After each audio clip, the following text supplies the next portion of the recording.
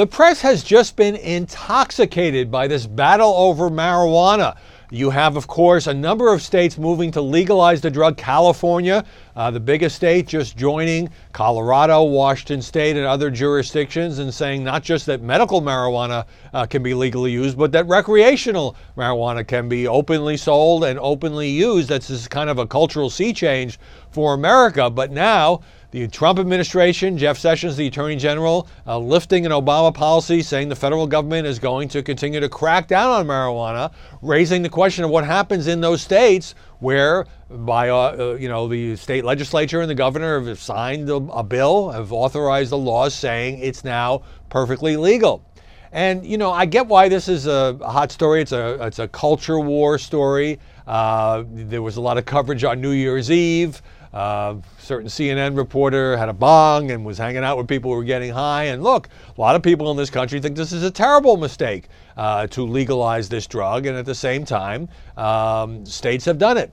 But here's the thing. It's not that the press, by and large, I don't think, is crusading for marijuana to be made legal. I think many journalists were taken by surprise by these state movements. It's not like same-sex marriage where you knew there was a sort of a libertarian feeling or a more progressive feeling in the elite media that conflicted with certainly part of the country about whether it should be made legal. The Supreme Court settled that. But what we are seeing in the coverage is a debate about states' rights. And this is an important one, I think, because both parties pay lip service to state rights, but particularly the Republican Party wants to move power away from here in Washington to the states, except on certain issues where it still would like federal law to be preeminent. And so if in the wisdom of the people of California and Colorado and states like that, they say we don't think marijuana is a dangerous drug and it can be made legal. Some people argue it's less dangerous than alcohol in terms of its effect on people who go out and drive drunk, for example.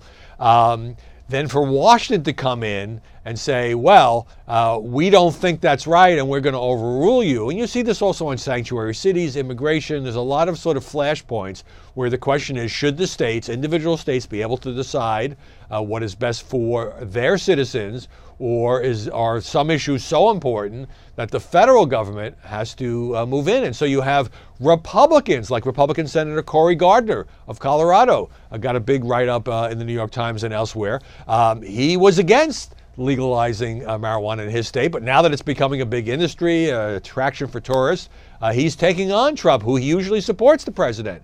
And so this is the kind of thing where I think that there needs to be a healthy debate, and the press coverage is probably more sympathetic to those who would loosen the restraints on pot, as opposed to Jeff Sessions, who wants to clamp down. But there is a legitimate question here that I do think journalists should cover and cover aggressively, and that is states' rights just a slogan, or is it just something that you invoke when you don't want the government to do something, but then you toss aside when you do want the federal government to do something? And as I say, both parties have played this game, and I think journalists need to hold both parties accountable.